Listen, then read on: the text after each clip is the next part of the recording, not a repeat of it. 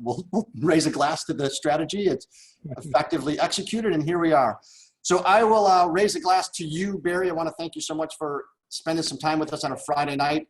It's an honor to be with you. Cheers to you and your bride in good health.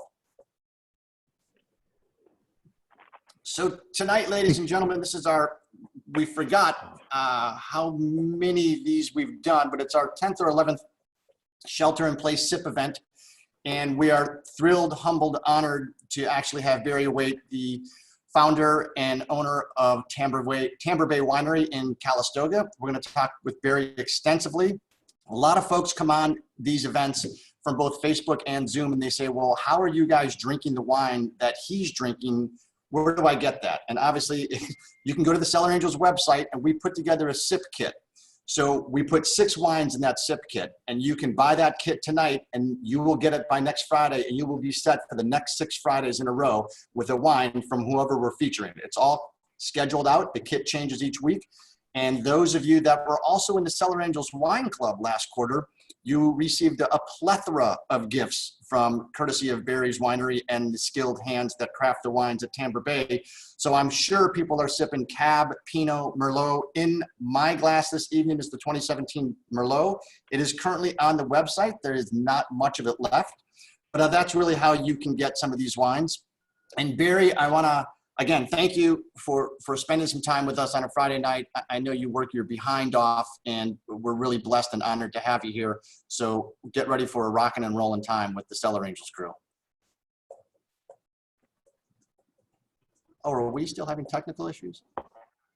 The background behind you, it's very sunny, and are we still having talking? Yep.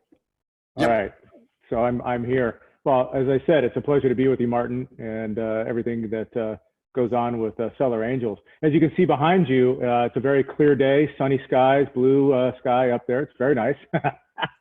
And in fact, it is. Today we hit about an 84, 85 degrees. So we're hitting our stride here in Napa Valley. I'm digging it. The only thing we're missing is all the guests. We're still COVID bound. And so we're still on a lockdown as far as our hospitality. But so this is great. I get to engage with people and folks like you. So this is fun. Well, and it's interesting, behind me, as Barry mentioned, is in fact the Tamber Bay tasting area, and it's not a room, it's not a cubbyhole, it's not a co-op, it's an actual ranch. It's spectacular. There's many places on this property that you can taste, and as luck would have it, be socially distant, and the crew there is just spectacular, and we'll get into that in a bit. One of the things I wanted to talk to you a little bit about, give people a little bit of your background. And you know, you can start, we'll get into the San Luis Obispo college days, but it's gonna hurt. But tell me, I know you spent some time, technology-wise, it's amazing what you've accomplished, and you spent a little time in a small mom and pop operation out of a garage. Actually, it might have been at a garage when you were there, called Apple. Yeah, not quite out of a garage. You know, I was employee number 998, so it was still under 1,000. So it actually had actually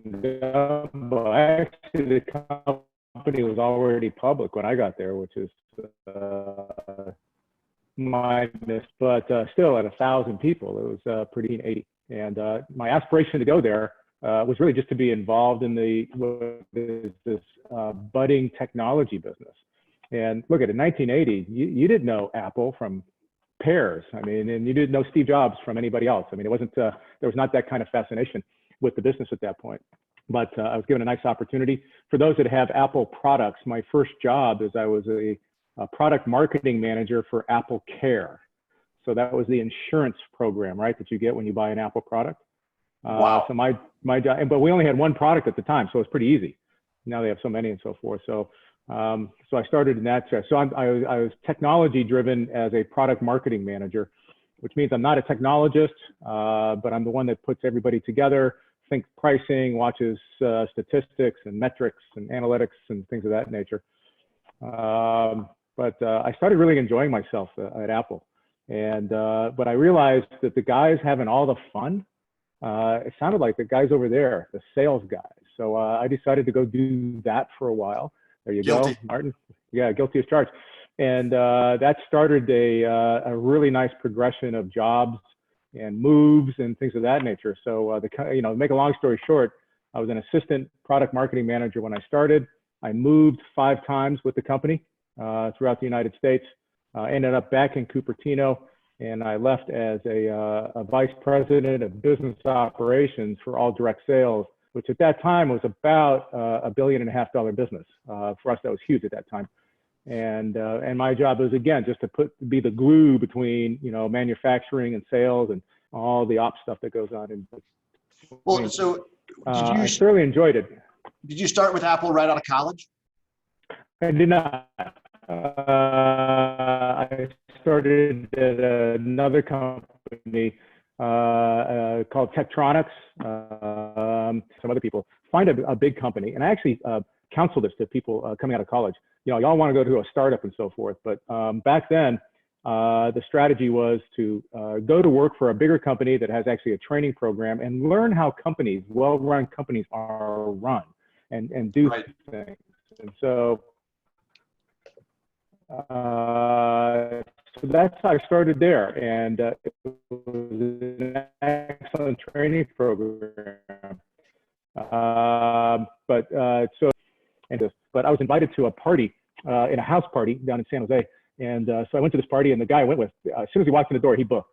I don't know where he went, so I'm there by myself, and I'm drinking, pretty good and heavily, and introducing myself to people. And about an hour and a half into this thing, I walk over to a corner where there's a whole bunch of people sitting around, and I, what do you guys do? And they all worked at the same company. I said, well, that's fascinating. What's the name of the company? And I didn't hear about it, know it. And I said, what do you guys do? And they said, well, we make this computer about this big and this and that. And they were making some pretty high claims. And I said, that computer is not going to be anything more than a really good game machine. For about, I'm going to say, it felt like 30 minutes, but it was probably like 2.5 minutes. And we would nose to nose about what serious computing is. Because, I worked for a serious computing company. We're solving serious problems.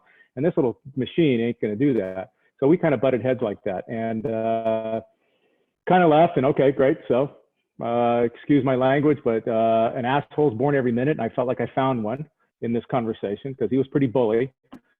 But I didn't know who it was by any means. But 2 days later, I got a call from Steve Jobs' office. And apparently that gentleman I was conversing with was Steve. Now, I say apparently, it actually was. And he enjoyed the friction of that conversation. And that's indicative of Steve. He thought very much that kind of inspired relationship, this friction, this controversy, actually inspires people to do better. And you can hear about that in sports and so this corporate environment. So he didn't care if we agreed or not. He just saw conviction, is what I was told. And that's why he wanted to find out if I wanted to work for the company. So that's how I got there. That was my first interview. Be careful who you talk to in parties. Be careful who you talk to at parties. And welcome to the Mannings from Colorado, whom you've actually met before up in Highlands Ranch. They're drinking a rosé. Kim Rice is actually drinking the Rubicano. Okay, excellent. And Bill Best.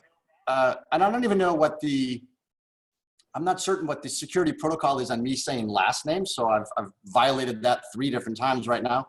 But Mr. Best, a great customer of ours here in the Chicagoland area, is drinking a 2012 Cabernet Sauvignon, I believe. So he also salutes your contribution to the famous wine world. All right. Well, if it depends what Cabernet it is, but we bottled our Rubicano and Cabernet, our 2018s, yesterday. So, and I tell you what, that 18 vintage is going to be a killer. Great vintage. So. Well, and it's funny because I know you left Apple in 94. And then you had another couple failures, as we call them in the tech industry, where you were with one company for, Meteor for a year that got bought by AOL. Then you were a co-founder of another company that got bought by Microsoft. That's right. I tell you, and the production team is whispering all this in my ear, so they do a lot of research. So that's where it's all coming from. Don't think it has anything to do with me. But what I'm fascinated by is, where did the love and adoration of wine come from? And actually, don't answer that yet because I have a question. I want to see if everybody else knows what the answer is. So we're going to allow this first question to go. How fun. Barry's fascination and love of wine during his 14-year stint at Apple while partying with Steve Jobs and working on the Macintosh computer. Or was it because he liked and worked in the Bay Area? And if you're not into wine, it's sort of a non-starter with potential investors. Yeah, you're nobody, right? When he was stopped in his tracks by a 1974 Bordeaux Vineyard George de la Tour Cabernet Sauvignon, or on his first trip to Napa Valley when he was 17 years of age. So if you can vote and see, and if anybody is having difficulty voting, let me know, because I'd be very curious. And I actually don't know the answer to this. So I have a sneaking suspicion, and we're going to give it about 10 more seconds to get a couple more people in here. I'm really, because everyone has, and you've been in the Valley now a long, long, long time. But everyone has that wine story about when they got bit by the bug. So we got 5 more seconds. Anybody not voted yet? We're going to end the polling. And what was the wine bug or answer that you got bit by? Yeah, so we have to go back to college of all places. So back in late 1978, I worked in a liquor store. And I think every college town has a cork and bottle. And the owner came in one day, and as he'd done in the past, he comes in, and it's late in the afternoon. He would open up a bottle of something, and we would partake in that and so forth. But one day he came in, he opened a bottle of wine, and look at that time in a college life, I'm drinking wine for consumption and volume. So it's not a game of what I really care what's in it. But he poured out this wine, and I took a sip, and it was, what is this? This is, I forgot, I don't even know what expressions I used. Today's language, I would say, this is stupid good. This is so different. What is this? And it turned out to be a 1974 Beaulieu Vineyards George Latour. So yeah, well, we had a pretty even skill there. So it was the 17 George Latour. And and then I said, wow. And then he brought me over to the wine section again. I was just basically a cashier, so I really didn't know the wines. And he says, okay, well, this is George Latour, this is Charles Krug, this is Robert Mondavi, and these are the big players at the time in Napa Valley. And he started describing all those things. And it's just like, okay, hook in the mouth, you have me. And over the next 4 or 5 months before I graduated and started my next career, I decided to kind of get engaged with it. Now, there's a little side story to this that, my side story is I actually knew of Beaulieu Vineyards, and I knew of George Latour, and I knew of Krug and Mondavi and all that, but not because of a wine connoisseur, but I had been going to Napa since I was 2 years old with my parents. They would go up for a week to a month and vacation in Napa Valley in the summertime. But there were, at this time, look, we're talking about late 50s, early 60s into the, almost the 70s. There was no wine country in Napa. You didn't go there to go wine tasting. You were lucky if they even had places to do that. But so I was familiar with it from that standpoint. But then I put the glue together and I said, that comes from there. Aha, I get it. So it started me to appreciating good wines. And then I started appreciating more of what good wines were, and my general curiosity kind of took over from that standpoint. It's funny, and I haven't had the 74 BV. It's still available, by the way. You can find it on the internet, yep.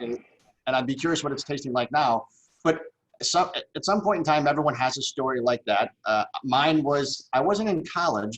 I was probably post-college, 23 or so, 24, but a wine shop.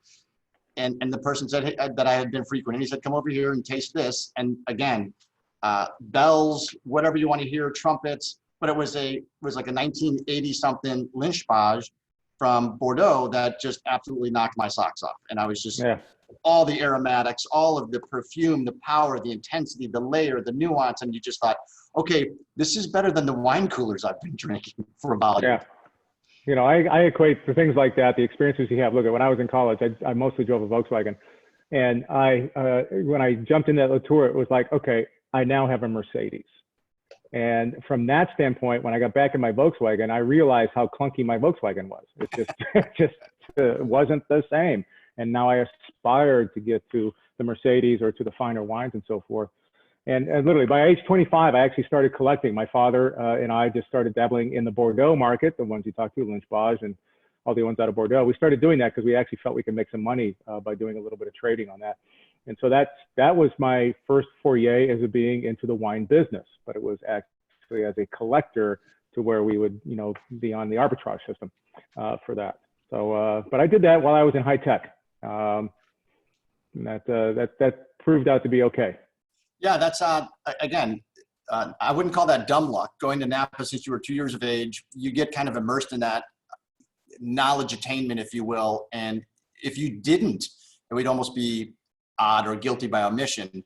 But you had a couple of tech ventures, you had a couple of exits, and then you decide to quote unquote retire by actually, you know, opening up a winery or starting a winery. And what prompted you, you know, what was the catalyst? Is it the entrepreneurial spirit and building things? You just wanted to get out of tech and get into wine full time? What was it all that drove you to do what you're doing today? Well, I think you just said something, get out of tech. And I wanted to back out of tech. I feel like I was a poster child for high-tech burnout into that because I was literally a road warrior. And we can all talk about that in a lot of professions and jobs. And so, but I did have a couple good hits. And so I was at that opportunity at that point in my life to say, what do I want to do? I could do anything. And I looked at going back into tech and running companies, or I worked for a venture company for a little while. But you know what? At the end of the day, with all those experiences that we've already talked about, I decided to pick up all my toys and move to Napa. Not necessarily to get into the wine business, but I wanted to live the wine country lifestyle. And that was it. So I lived. Beginning of 1999, I picked it up, I went up there, I bought a vineyard. Okay, if you're in Napa, you got to buy a vineyard. So I did that. And but that quickly went to 2 vineyards. So I wasn't making wine yet. But that bug hit me about a year into it. Hired a gentleman by the name of Thomas Rivers Brown to help me kind of think that through. And my first vintage was 2001, and I made an entire. I want to pause right there on Thomas Rivers Brown and kind of that fast track that you have. And for a couple of folks that are now joining us, I see a lot of people hopping on from around the country. Thank you. Welcome. For those of you that don't know, we do this every Friday night. Cellar Angels is an online wine curator because we're many people do know this, but for those of you that don't, we're recovering wine store owners. And one of the things that frustrated us greatly was the lack of access to the smaller limited production wineries, which I would put Barry and Tamber Bay in that capacity, because while he makes, and we'll talk about this in a bit, on average, anywhere between the 9 to 10 to 11,000 cases a year, not all of those are distributed. And in fact, some of them are made in very, very small quantities. And it's those stories and this passion that we wanted to share with wine enthusiasts around the country, which is why we founded Cellar Angels 10 years ago. And for us, we'll use a sports metaphor or analogy with regards to, you just mentioned Thomas Rivers Brown. And Thomas, for those of you that are familiar with winemakers, he's in the upper echelon of upper echelon, because he crafts wines of just magnificence and impeccable dedication to the site-specific area of the wine. And for those of you that enjoy points and then enjoy the awards, Barry, tell me about some of the points and awards that Thomas have. And then after that, I'd love to learn how you got introduced to him and why you developed a relationship with him, probably what, 15, 18 years ago, before all of this accolades? Yeah, so that was 20 years ago, believe it or not. I'm 20 years into the business now. But let's talk about Thomas and points for a minute. So this 100-point rating system is something that we all know about. Some of us appreciate it, some don't. We all have opinions on it. But, you know, as a winemaker, there's one of the systems that are out there that we think is the pinnacle of the systems. It's truly the one that has a great gauge, and that's the Robert Parker Advocate System. You know, there's no advertising. Parker, we do think, is one of the best palates out there, so on and so on. But so if we take that as a singular data point, Thomas Brown, at least at last count, had 25 100-point wines out of the Advocate from Robert Parker or from his associates. 25. The next person in the world at last count had 8. So, you do the math. I mean, this is a guy who's hit the MVP rounds quite often out of this. And he's done it mostly, which is interesting with Thomas, he's done it mostly with Cabernets. He makes wine for probably 35 to 40 different clients, but they're all very small, un poquito type of clients, which we were one at one point, but we grew up a little bit. I became his largest client as far as wine production out of that. But he still loves small wineries and likes that artisan style to it. Now, the fascinating thing with Thomas, he's in his mid-40s. And as you follow other winemakers, he's going to go another 40 years.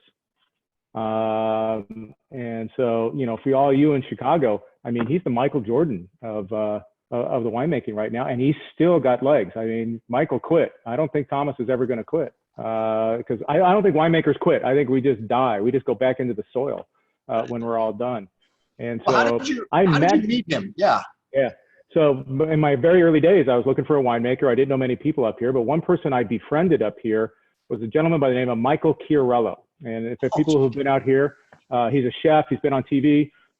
He was trying to put a project together called Napa Style. Maybe some of you remember that or see that.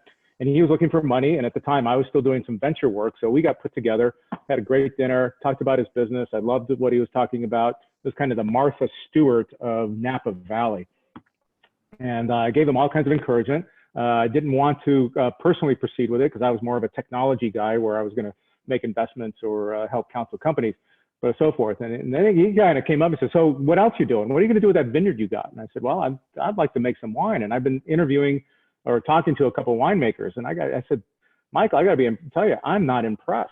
I mean, I'm not having meaningful conversations. And he looked across the table at me like the godfather he is, grabbed my wrist like this and says, I have your winemaker. And he began to talk to me about this young kid that he really likes, that he says has all this potential.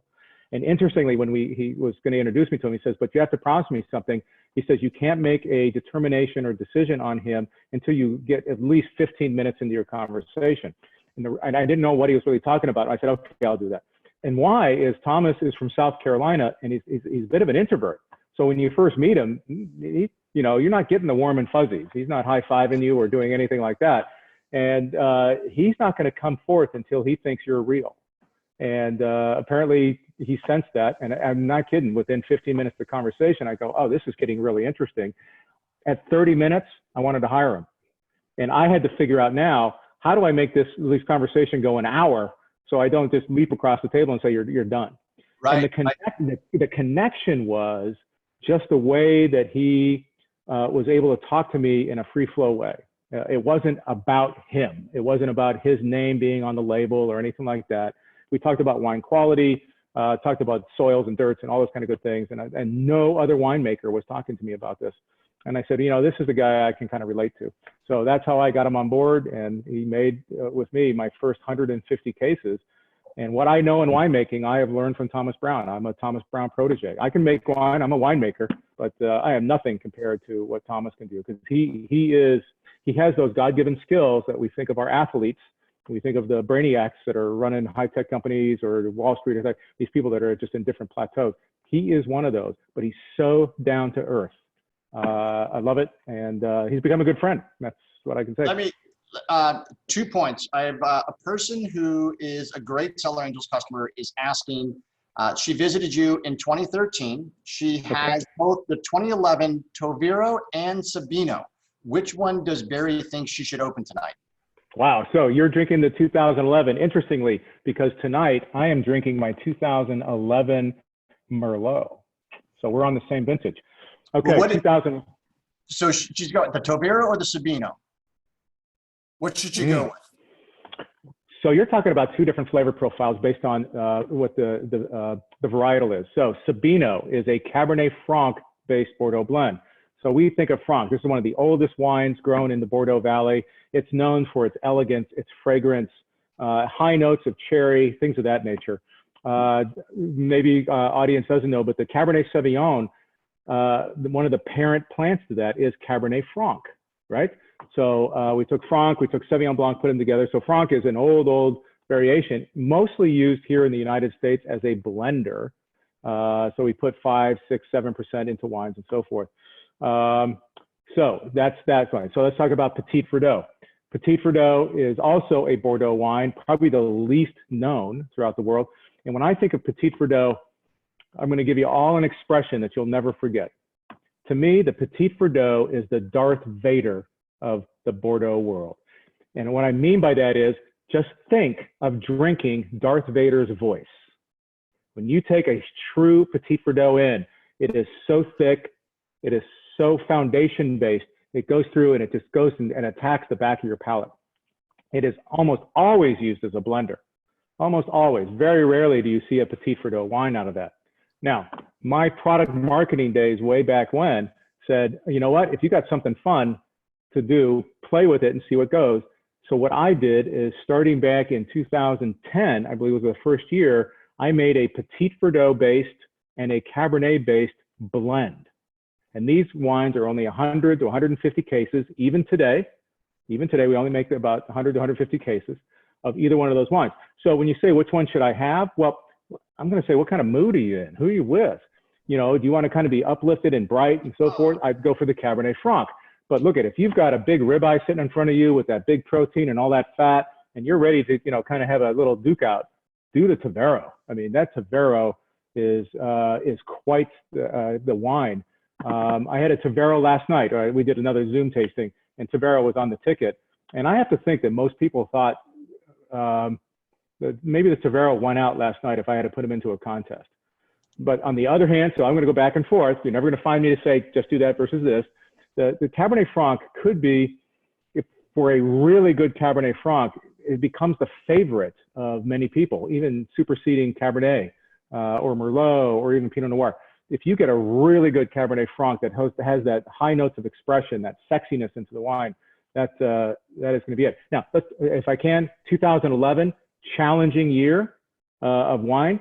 So this is a wine that needed time. It needed time. If I were to open this up in 2013, 14, 15, yeah, I'm going to taste a wine that it needs to develop.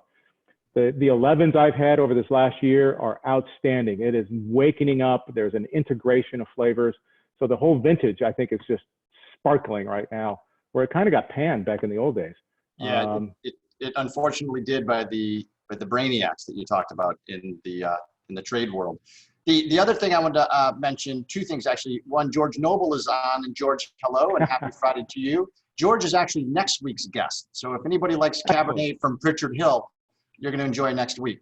And I am going to, Barry, you mentioned something a minute ago about Thomas Brown talking to you over lunch with regards to the uniqueness of Napa Valley and the different aspects of what Napa brings to the table that no one else had talked to you. And it reminds me of, I think, a question that actually is for you as well as the audience. So I'm going to launch the second question, talk about the most challenging aspect in producing exceptional handcrafted wines is what?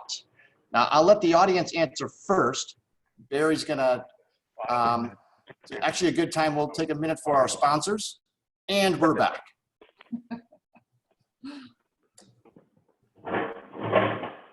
So we've got a couple of votes coming in, and I know I see a lot more flooding in. For those of you that may not have polling, the most challenging aspect of producing exceptional wines is balancing the needs of the winemaker and your vision for the winery, the unpredictability of Mother Nature, the ever-changing consumer palate, lack of control over the cost of goods involved in bottles, labels, supplies, etc. Wow, this is an interesting feedback. Oh, it's a great questions. These are great questions. All right, we're going to give it about 10 more seconds. Get everybody in. Great questions. And now I'm going to end the polling, and I won't publish it yet until, Barry, you provide the answer. I didn't see all the... It may not even be among those, or it could be all of those. Yeah, I didn't see all the above. So look at one thing I have learned about winemaking. There's never one, as you're going to find with me, there's never one answer really to a question like what's the favorite wine of the day and something like that. Wine making to me is about, it is a lot of positive influences from so many areas, including we need Mother Nature to cooperate. We need our clients to cooperate. We need the barrel makers in France to cooperate. So it is the great crescendo. And, you know, when it all does come together, it's a great vintage and all that. And unfortunately, it just takes one. And if we just put Mother Nature in play, I could subcategorize Mother Nature. Is it the soils? Is it the weather? There's so many things that can defeat what would be a stellar vintage onto that. But, and I think one of the things I'll talk about is being a small vintner. Yeah, there it is. Your poll suggested it is Mother Nature, maybe the most challenging thing. But I could put a poll up for you to say, okay, of Mother Nature, which one of these things are the most challenging? And when I say Mother Nature, I'm talking about the weather. Is it pests? Is it temperature? Is it your conditions of soil? And then there's the matching of soil with the type of clones and varietals that you have in the ground. So I mean, I could talk about this for an hour. So it is all those things that all come together. But what I was going to say is, with Mother Nature, being a small winemaker, like a small business, we can shuck and jive pretty quick. And so when we see a weather condition coming in that we see 3, 4, 5 days down the road, we can start mitigating that by certain things that we do, to where large wineries really don't have that capacity. I mean, when I think of a large winery, and by my house, there's a Beringer field. It's 900 acres, Beringer. I mean, that's huge, and that's huge. They can't go out there and say, you know what, we're going to change our techniques this week. No, they've scheduled that out long time ago. Whereas in my little vineyard, I can go in there and de-leaf or do something, depending on what we're trying to do, to help mitigate that. So that's why I think one of the great advantages of small winemakers is our ability to do that shuck and jive to make sure we're maximizing whatever Mother Nature throws at us as best we can. Well, I think that's an awesome point. And I'm actually glad you brought that up. I haven't heard it phrased that way. And I think it's 100% accurate because, and it's one of the special things I believe in, that most of people that have matriculated from wine, from volume to wine for quality, recognize variation is fun. Vintage variation is what it's all about. And so if you're a small producer and Mother Nature's throwing curveballs at you day in and day out for the growing season, that's going to be reflected when that comes to the bottle. And if you've got a perfect growing season, that's going to be reflective as well. It's not going to be reflected when you're making 400,000 cases, and it doesn't matter what year it is, it all tastes the same. So you're absolutely right. And for those, Barry mentioned his backyard. I'm going to show you exactly where his winery is to give you an idea. If anybody has been to Chateau Montelena, you have actually driven by Barry's property. So as we zoom in on good old Mother Earth, Martin, this is pretty impressive. For Cellar, well, we haven't drank yet, so it goes off the rails in about an hour. Don't worry about that. All right. For Cellar Angels purposes, we only focus on these two regions, Napa and Sonoma. And you can see, as Barry knows, because he was an arbitrage for fine wine, he's worked with wineries all over the world, there's not a single major wine region in the world that's not impacted or influenced by a maritime influence. And here you've got a couple of them. You've got the Pacific Ocean, you've got the San Pablo Bay. In Sonoma, you've got the Russian River, you've got the Napa River, dissecting Napa Valley. But where Barry is, and it's interesting, and Barry, you can talk a little bit about how cool it is down here in Caneros from the San Pablo Bay in the Pacific. And where Barry is and Tamber Bay gives you an idea of just how far north he is in the valley.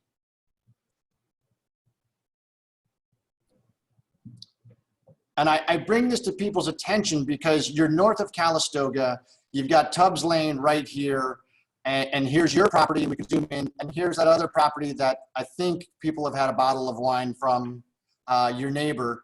But when you are in wine country, head up valley, go past Calistoga, go past St. Helena, go past Calistoga, spend an afternoon here in the backdrop behind me and sit with Barry and learn about the wines. But walk us through kind of that temperature difference between South Valley, Up Valley, and again, Thomas Brown and why he likes making your wines with regards to the soil structure you have and why it just is just fantastic in the bottle. Yeah, and if you can pan out from here and just if you can give me a view of Napa Valley, that'd be great, and I'll talk about that. Napa Valley is blessed with one of the most diverse ecosystems on the planet, and it's why we love being here. So if you really think from the word Napa down on the bottom that you saw there just briefly to Tamber Bay is about 30 miles, and that's almost the entirety of the Napa Valley area. It's only 30 miles long, and it's at its longest point wide, it's 2 miles, but I think it's on average less than a mile going side to side, and that's it. So it really kind of focuses on what is the left-hand side of the valley there or the western side. So we get this great marine influence, and we get it from two different directions. And clearly from the south, we get it from San Pablo Bay coming in, which is the top of San Francisco Bay. And so down there, which is the Caneros area, we're probably looking at temperatures down in that area on a typical day are anywhere between 7 to 12 degrees cooler than up where I am at Tamber Bay up north. Now that's every single day. And that's at 2 o'clock in the afternoon. And so if it's a little too warm for you, go south. And if you want a little more heat, go north onto that. By the way, I can say the same thing's going west, but I'll leave Sonoma out of this just for a few minutes in doing so. But here's the other aspect of Napa, of why it is so unique, I think, to the world. And as you dive into there, Napa is a valley. We call it Napa Valley, right? The whole thing. And you can kind of see the natural line of where the valley is. But if you go to the right-hand side where the mountains are, those are called the Vaca Mountains. Those are volcanic mountains. These are mountains that were developed 30, 40, 50 million years ago. And if we went for a hike tomorrow morning up there, it feels volcanic. I mean, the rocks and the soils and even the whole terroir, there's not a lot of vegetation up there. It feels like I'm walking in some of the places of Hawaii that have those volcanic natures. So that's on the eastern side. On the western side, they're called the Mayacamas. And that is a landmass that was under the ocean until 5 million years ago.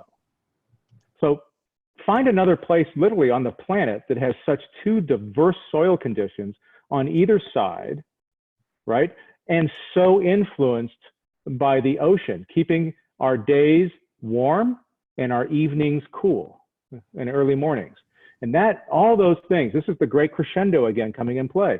This is what makes for long growing seasons with really rich soil underneath it, which I think makes Napa Valley so unique.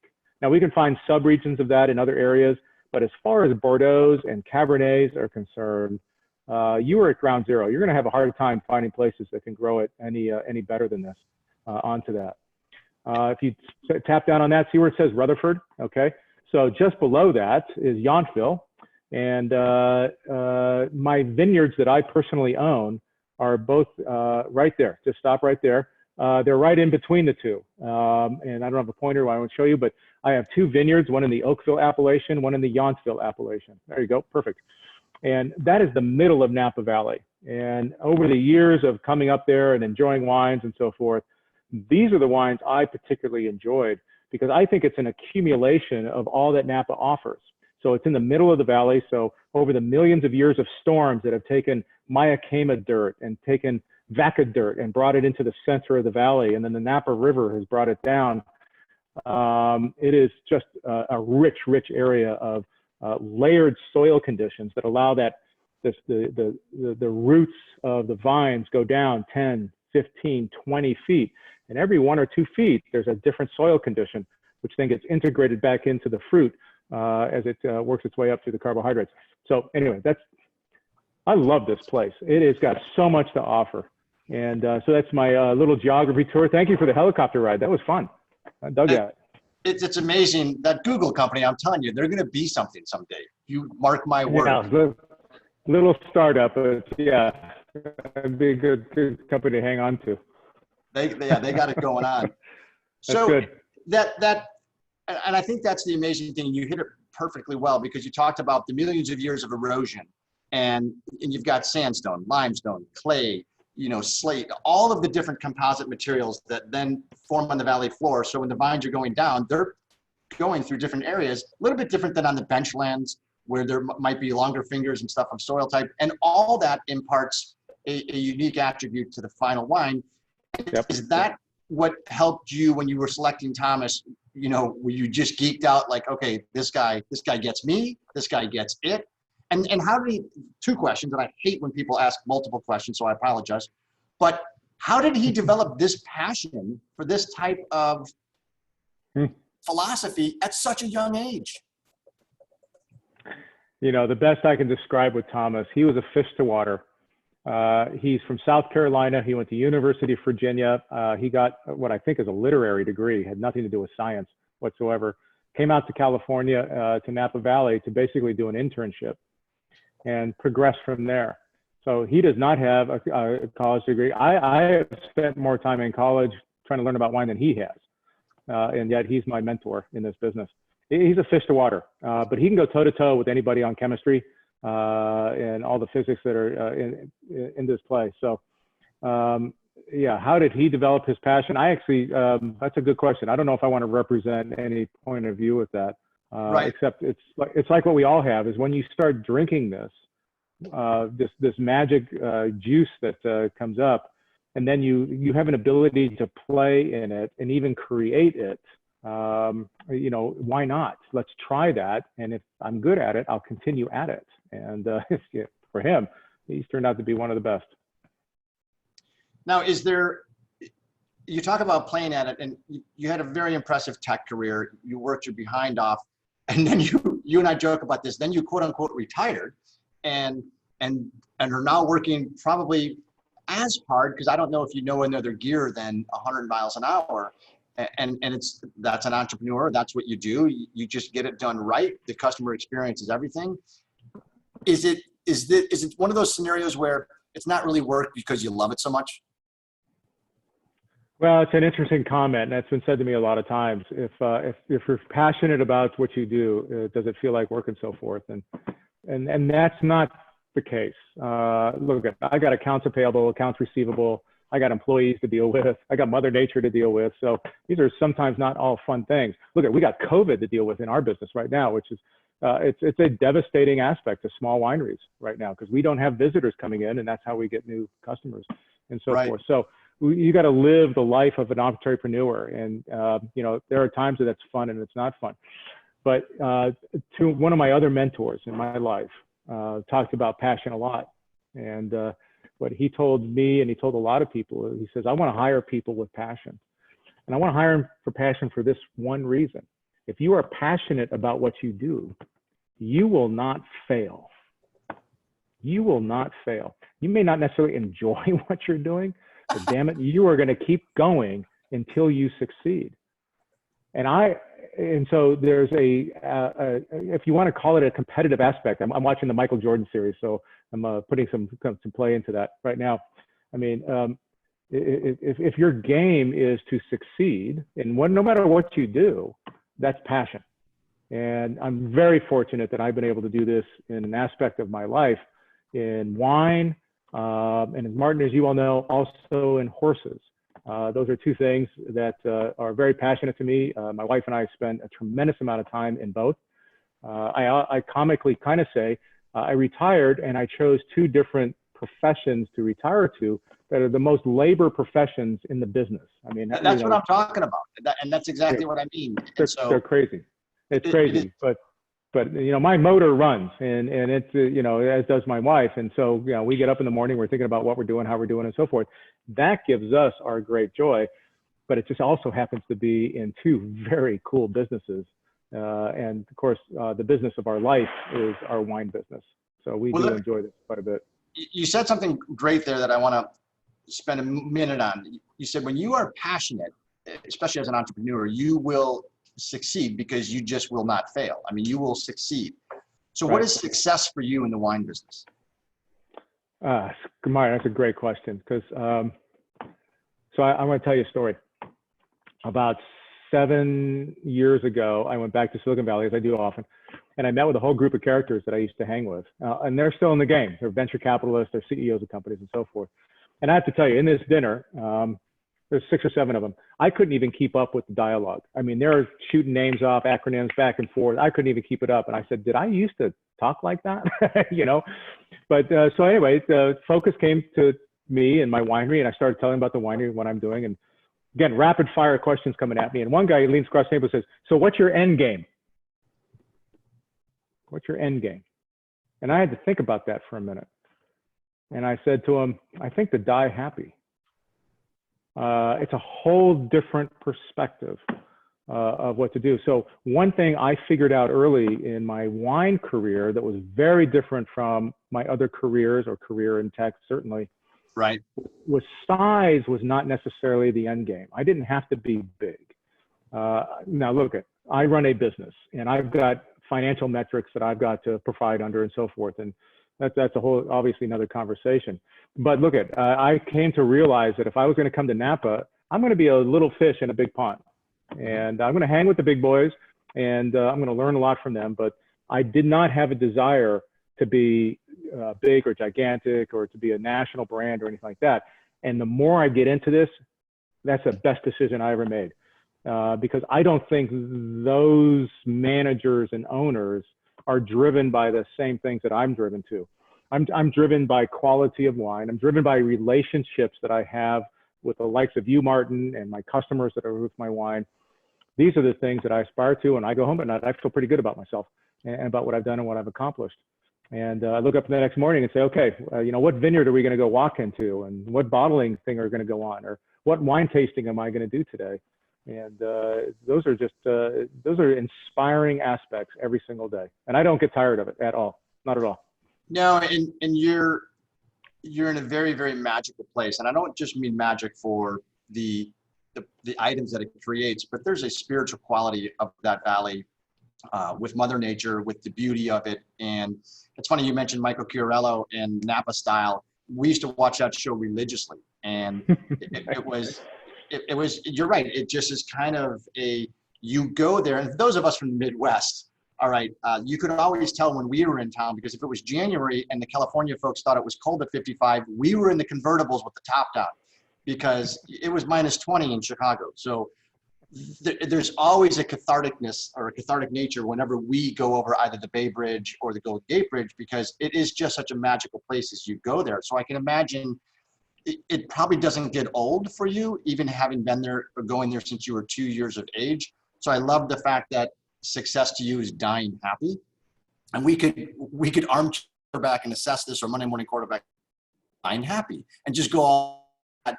But you really kind of hit upon, I think, the aspect that makes this industry so special, and it's the people. And it's the folks enjoying wine and bringing people together, smiling, laughing. And there's arguably, it's hard to find a venue better for that opportunity to have that experience than your tasting room. And you built this. I'm curious why you decided to build a ranch, why you decided to design it the way you did. And we will talk about the love of horses, but let me get there. So talk to me about why you built this winery the way you did. Yeah, well, we're gonna have to talk about horses to do that. So for the audience here, just know that when it came time for me early on to name my winery, I chose what so many other vintners did. I chose not to do, and that is name the winery after myself. And I've got some very personal reasons why I did that. So I had to come up with another name. And of course, I could have walked the vineyard and a certain part of the afternoon looked at this oak tree, and it's got a real silver tint to it. And maybe I'll call my wine silver. I can't do that because it's already used. So we came up with the name Tamber Bay, and how it came up is the name of my first 2 Arabian horses. So when I got into the business, I had no desire to connect the two. So, but it felt good. Tamber Bay, my 2 horses, they're my horses. Sounds cool. Great. So let's put the name on the label. And then we started looking for a logo. Well, we looked around and all of a sudden the logo of the horse appeared that looked good. So we put that on the label. Long story short is over the 20 years about, there was all these little side points of horses and Tamber Bay and Barry and Jennifer coming all together. And then in 2012, when I decided not to make my wine in other people's facilities. I should say this more in a positive way, saying I wanted to make my wine in my own facility because I was making it in other people's facilities. I wanted my own gig. And so we thought best to let's go full Monty on putting our passions together.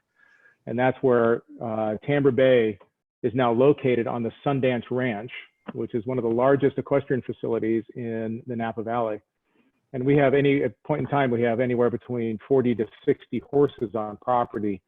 And some are all the way from high performance Arabians to, we have a rescue program. So we have some horses that are in need of care and everything in between is all that. Secret note here, we have 12 Rombauer horses on our property here. So, so Mr. Rombauer pays me a little rent for his horses. So if you have a bottle of Rombauer every once in a while, I'm getting a little piece of that action. So I kind of dig that. Say, if you're drinking an oaky buttery shard, you're actually paying beer to store some horses. Yeah, a little bit. I'm getting a drop out of that.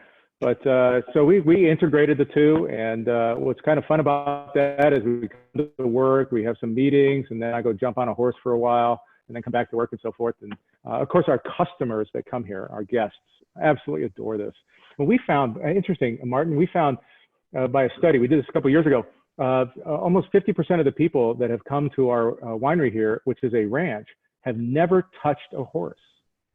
So I almost feel like one of my responsibilities is not to educate people about wine and fix my wine and so forth, but because of my passion with horses, I want to educate them about horses. They're so gentle, they're so beautiful, they're all these good things. And would you like to touch the nose of a horse or learn something about them? So we try to integrate both of those aspects based on the guest's desire, of course, if someone doesn't want to see a wine. But so we've put the two together. And I'll just, before anybody starts thinking otherwise, I want to tell you that no horse has ever been hurt making wine here. I just want you to know. It just, well, never. If you talk about, and it's funny, you and I were talking recently, I grew up with Arabs, not 50 or 60 of them, but you know, could ride a horse before we could ride a bike, basically. And they're 2,000 pound, they're 2,000 pound lap dogs for the most part. And the equine therapy aspect is exploding right now. So there is something special and magical about that sensation of touching a horse and having a 2,000 pound animal with a child or whatever. There's a connection there. So I applaud you for recognizing that, even in a survey, to say, okay, there's something special here. So let's continue with this, because it is truly unique when you get to be up close to those animals. Yeah, it is. I'm glad to do that. There's a little selfishness in this. It is also the uniqueness of coming to Tamber Bay. You're going to see something you're not going to see in other places. I mean, you can go to 50 wineries in Napa and see a cave. So by the time you get through your second one, you're done seeing caves. You'll never have an experience like you have here at Tamber Bay, I guarantee you. And Martin, as you described, when you come to it, you feel like you're in an equestrian facility. You feel like you're in a barn. And our hosts that guide people around and so forth, I think, are very adept on making sure that people have a great experience here. No, they do. And it's funny, and I'd be remiss if I didn't say hello to Jeff and Jane Greasy, who have not missed a single SIP event in 9 weeks. Outstanding customers, terrific individuals. They are the ones who will, they will be at your door someday soon when all of this insanity lifts, because they are really just loyal wine lovers. Excellent. And now the producer, who you know, and the chief operating angel, what does opening look like from the Governor Newsom perspective, and what are you allowed to do, and how soon can we come out? And by the way, anybody, if you go to the Cellar Angels video, there are 6 different vintage Cabernets on the site right now, but you should, I'm sorry, what did I say? Oh, Cellar Angels website. Cellar Angels website. Look at the video that we filmed with Barry and I, because you get a real flavor for actually seeing the equestrian aspect that is this beautiful, beautiful property. But talk to me about where the opening aspect is from receiving people. Yeah, so as everybody knows, I think knows that, you know, Governor Newsom on March 16th was one of the first to say, hey, mandatory shutdown, SIPs all over the place. And they actually named wineries along with restaurants, bars, and things of that nature. So we were completely shut down in the middle of March. We're seeing a raft of counties that are all touched around. Napa is one of them. And Napa is leading the way in opening because we have the lowest level of COVID-related illnesses going on here. So just this week, restaurants, retail stores, everything is now opening up to in-store or in-place dining. So I'm looking forward. My wife and I are going to go out to dinner tonight, first time since March. So we're starting to see that loosening. Now they haven't told us yet when we get to open up, but they've given us the rules. That's a pretty good indicator that it's coming quick. So we've got all the rules that we've got to preside by to do this. We're thinking it's going to be the first week of June. So June 1st is a Monday, somewhere in that time frame. Maybe it'll be Thursday, Friday that we get to open up. But important for us is also that the hotels get to open up, because all your folks there and people watching us are from some other place than driving distance for the most part coming here. So we need those hotels to open up, or we're just going to have to depend on Bay Area traffic. And I can't speak to the hotels, what that's going to happen. But I think there's a large pressure from all points of life wanting things to open up in a way that we can be safe in doing that. So by the way, when you come here to any winery, you're going to have to wear a mask when you get in that door, and you can't take it off until you are sitting in a outside location. And then you can take your mask off and we can enjoy ourselves and so forth. But when you leave, you got to put it back on and go. So that's going to be one of the rules. They're going to be in play. It's okay. I'm okay with that. And then there's not much else. So the beauty of Tamber Bay is we're already kind of built for this. All our tastings are outside. We're going to be 12 to 15 feet away from each other. We just want to have groups intermingle like we've done in the past. So I think 2 weeks, maybe even a little bit less, we'll be up and running. It'll be good. That's outstanding. We've had a little bit of a deep dive into your professional background, your winemaking philosophy, the true passion that you have. And I am curious, is there anything about a couch for an apartment that you want to talk to me about in college? Is there anything You know, I'm going to apply the fifth on this one. You've been talking to my college roommate. Yeah, I can tell you that one. Yeah. Okay. So let me just put it this way.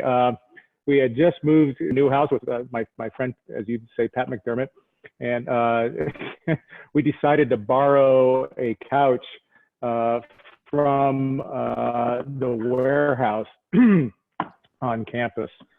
This is not being taped, right? So everybody's under non-disclosure. This is just for Denise and I. And we'll edit this out later. Yeah, this is good. This is good. So we borrowed a couch for a year from the commissary of our college, and it got delivered back. Probably wasn't in the same shape it was when we got it, and there's more to that story that I ain't going to tell you. At least over this venue, but later a date.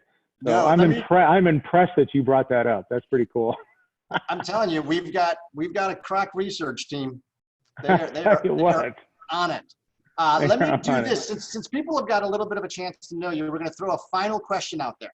And this is a question that I think I know the answer to, but Barry Waitte, when I am not drinking wine, I prefer single barrel or single malt barrel aged Highland Scotch, beer, a dry gin martini or two, tequila. So we've got the answers are starting to come in. I see a clear lead right now on one. Okay. And some people are probably putting their own preference up on this one. So that's right. Thankfully, Zoom doesn't have the write-in answers. Yeah. No kidding. That'd be great. All right. We're going to give this a couple more seconds. Kim Rice says Napa will be our first stop. Super excited to hear things are opening up. That's fantastic. Great. That's great. Jeff and Jane, actually, the Greasies that I mentioned earlier, they were in Napa when you and I filmed, and we got to see them down in the town of Napa, and we were telling them at that point in time, you have got to see this property. So they will be some guests when they come out. All right, we're going to wrap up the answer, and let's see what we've got. So what is your drink of preference, Barry, when you are not drinking wine? Well, it's unfortunately it's a little complicated answer, but I'll start from knocking off the bottom. So Tequila is not it. Whoa, I had too good of an experience with tequila one time. Oh, look at that. It actually came up. That's funny. That is funny. That is funny. I had too good of an experience with tequila that does not allow me to partake anymore. But someone wrote in a note there, it takes a lot of beer to make wine. And that probably is my answer, with one exception, that if I'm truly looking for a taste value of something that I want to appreciate like a wine, I'm going for a single malt. Single malt now is the only liqueur that I drink at all. I just don't drink hard wine at all. It was just a personal preference, nothing to read into that, with the exception of single malt. And I certainly enjoy that. Because, you know, making a single malt is so much like winemaking, and you can talk about the terroir, and you could talk about the influence of it. If the distillery was on the ocean versus in the hillside, there's so many great things about single malts that are fantastic. But look, at the end of the day, and with the boys in the back, I mean, we're drinking beer a lot to make these wines. It's funny, so, I see Denise has actually shared her philosophy because she had a similar experience as you with, not with tequila, but with potentially an alcohol beverage, to where now she has just a blanket philosophy that if it's brown, it doesn't go down. Yeah, right. It's not that it's a small thing. Soon after my experience that I had, I remember watching TV, and there was this travel show, and it was in Mexico, and they said they were coming up on the town of Tequila, and they can smell the scent of tequila. I immediately went to the bathroom. I mean, I could not hold it down. Just the thought of that smell. This did me. So anyway. So for anybody that questions the psychosomatic powers of senses, you are mistaken. Yeah, that's right. I totally agree. Well, Barry, I can't thank you enough. I can't believe how fast these things go. But it's been a pleasure. I know you're going to go out with Jennifer and have a great bottle of wine. Everybody, we're going to be back here next Friday. Don't forget, you can go to the Cellar Angels website right now. There is a plethora of Tamber Bay wines available. We also want to let you know about a new charity partner that we signed up this past week called Save the Family Farms. So STFF is basically, they're in Napa. They are a very, very small micro boutique winery family farm saver. So these are the folks that are producing under 1,000 cases of wine, and sometimes even less than that. But it is generally, they comprise about 25 to 30% or more of the wineries in Napa Valley, just very, very small family wineries.